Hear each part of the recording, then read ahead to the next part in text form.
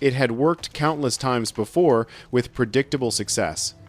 But the Crusaders possessed one critical advantage nobody had expected: absolute discipline, born of desperation and Baldwin's iron will.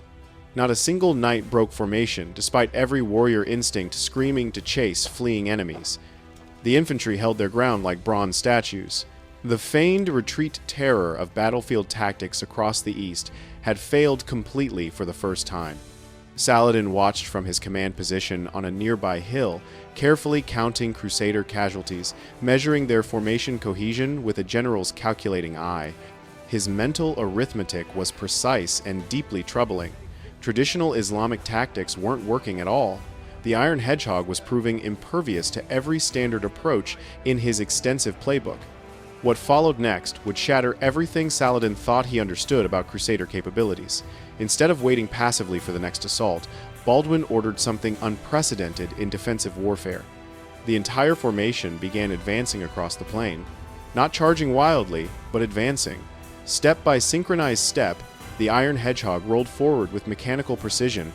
Imagine the sound of 4,750 men moving in perfect unison, the rhythmic crash of armored feet, the forest of pikes catching morning sunlight, the grinding inexorability of it.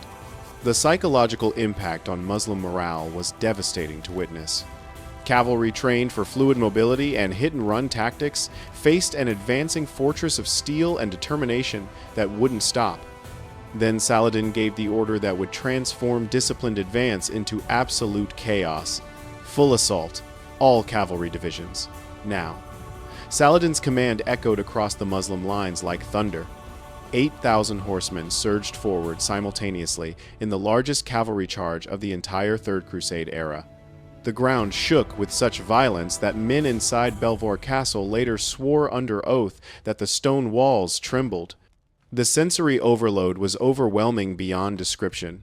Dust clouds rising 100 feet high, the screaming of thousands of horses, the crash of steel on wood as lances met pike shafts in collision. The Crusader line completely disappeared in a maelstrom of horses, dust, and violence. But then came the moment that would echo through 8 centuries of military history. The Iron Hedgehog didn't just bend under the assault, it flexed like a living thing responding to threat. As Muslim cavalry crashed into one section with overwhelming force, that portion of the line would buckle carefully backward while adjacent sections swung inward, like closing doors on a hinge. The attacking cavalry found themselves not breaking through to glory, but being funneled into prepared kill zones from 3 sides. Crossbow bolts flew from 3 directions simultaneously into packed masses of horsemen unable to maneuver. At point-blank range with nowhere to dodge, the devastation was absolute and merciless. A Templar knight surviving the battle later wrote, "The Saracens fell like wheat before the scythe. Their magnificent cavalry, pride of all Islam, died, pressed against our pikes, unable to advance toward glory or retreat to safety. In 20 minutes of sustained slaughter, 400 Muslim cavalry lay dead or dying on the field." The brutal mathematics were inescapable. At this exchange rate, Saladin would lose his entire mounted force before breaking the formation. The attacking waves pulled back reluctantly, leaving a carpet of dead horses and men stretching across the plain. But Saladin wasn't retreating or admitting defeat. He was learning, adapting, calculating new approaches.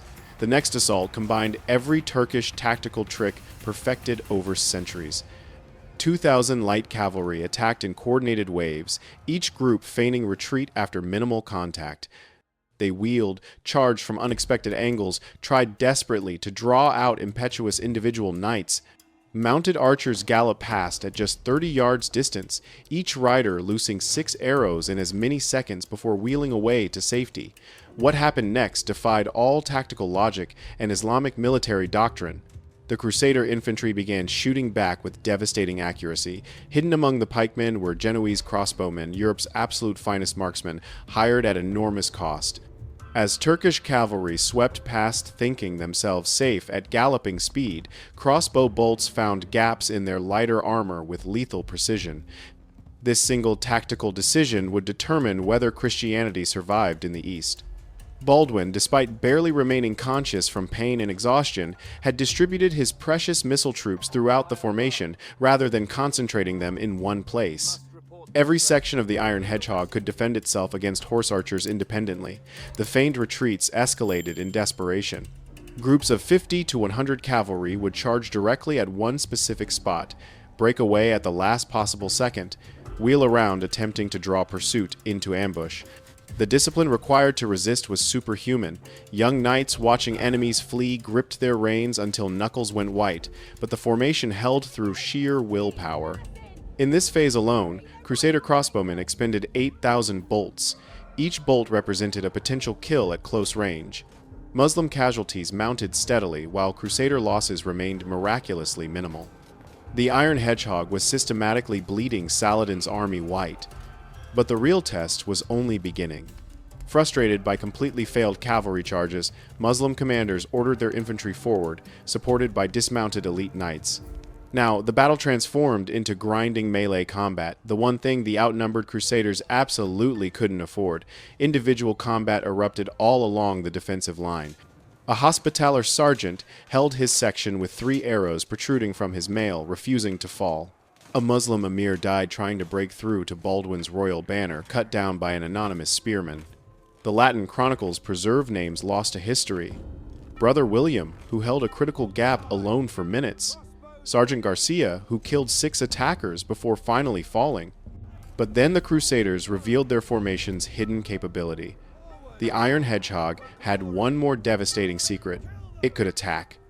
At a horn signal, sections of the pike wall suddenly opened like gates. Through these gaps poured mounted knights in tight wedge formations, smashing into disorganized Muslim infantry still reeling from their failed assault against the pikes. The countercharge was perfectly timed for maximum shock. Muslim foot soldiers pressed against the pike wall couldn't form proper ranks against the sudden cavalry assault from unexpected angles.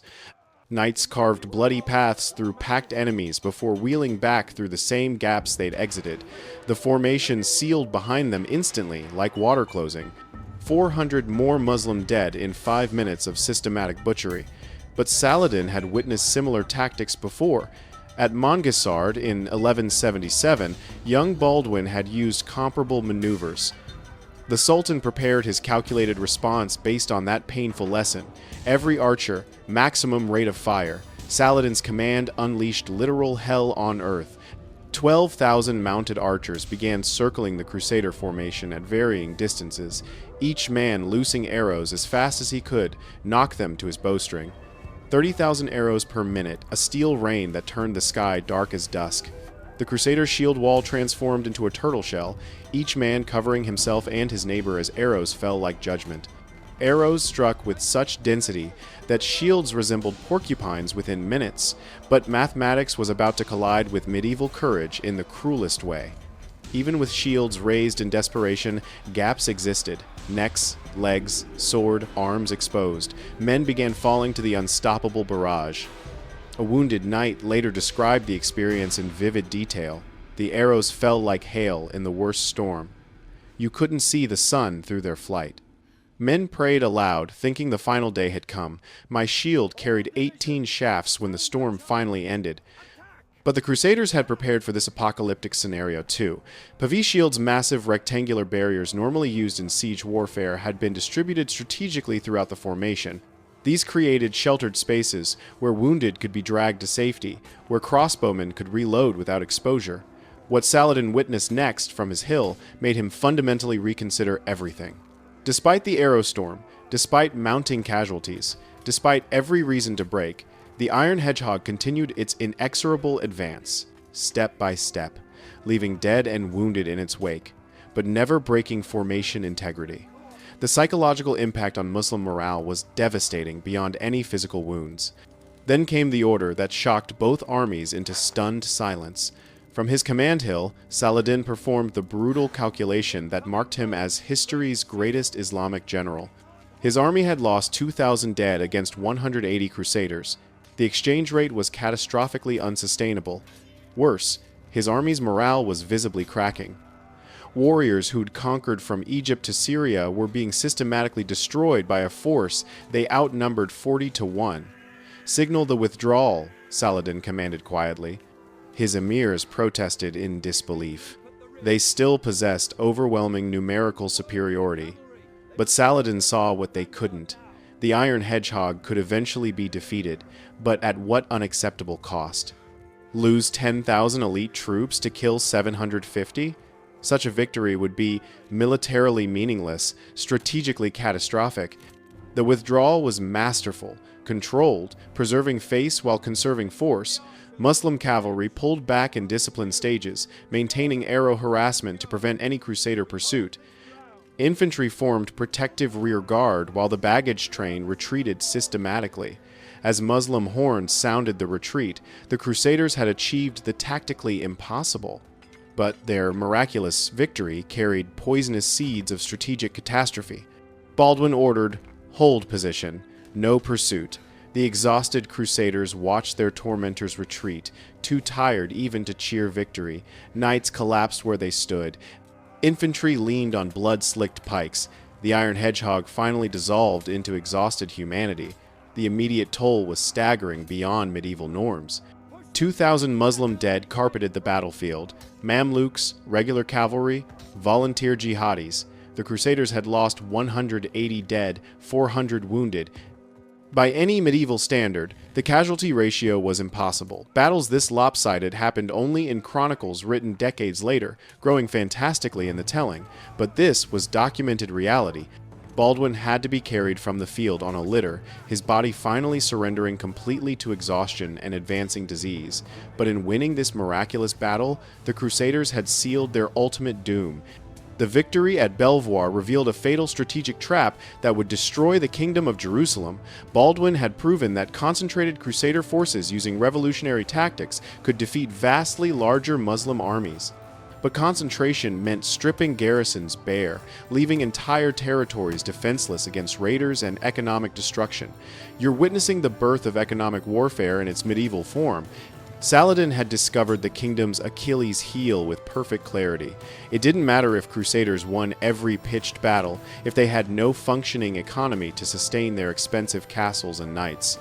The 60 burned villages represented 100,000 dinars in lost agricultural revenue. That equaled the cost of maintaining 500 knights for an entire year, gone in 3 days of systematic burning. The path to Hattin was now clear in Saladin's strategic mind. He wouldn't seek costly pitched battles against concentrated Crusader forces using their new tactics. Instead, he'd force them to defend everywhere simultaneously, raid here, threaten there, besiege an isolated castle, burn more villages. The kingdom would bleed out economically through 1,000 cuts. The Iron Hedgehog formation itself deserves recognition as one of history's great tactical innovations that history forgot. Combining pike squares, integrated missile troops, and rapid countercharge capability, it preceded the famous Swiss pike formations and Spanish tercios by 3 centuries. Yet it died with the kingdom, requiring trained, disciplined troops the Crusader states couldn't maintain long-term. 5 years later, at Hattin, Saladin applied every painful lesson learned at Belvoir. He forced the Crusader army to abandon water sources in summer heat, exhausted them with constant harassment, then struck decisively when they finally broke formation from thirst and desperation. The kingdom that had seemed invincible at Belvoir collapsed in a single catastrophic day. Think carefully about what this means for understanding military history. Sometimes, winning every tactical battle guarantees losing the strategic war. The Crusaders' tactical genius at Belvoir taught their enemy the exact strategy that would destroy them. Victory carried within it the seeds of ultimate defeat. The dying king who defied 30,000 warriors had won a victory that would echo through eternity and doom his kingdom within 5 years. Baldwin IV died in 1185, his body finally consumed entirely by disease. He never knew that his greatest triumph had ensured Christianity's expulsion from Jerusalem. The age of chivalric warfare ended in a single afternoon at Belvoir. In its place rose a crueler arithmetic, economics over heroics, systematic attrition over battlefield glory, strategic patience over tactical brilliance. Saladin had learned that to defeat the Iron Hedgehog, you didn't attack it directly, you starved it economically. And in 1187 at Hattin, that's exactly what he did with devastating success. If this story of tactical genius containing strategic doom fascinated you, subscribe to Flow of History. We bring you the battles, the innovations, the moments where victory and defeat intertwined in ways that changed everything. Hit subscribe now, because the next story of impossible triumph hiding inevitable tragedy is coming soon.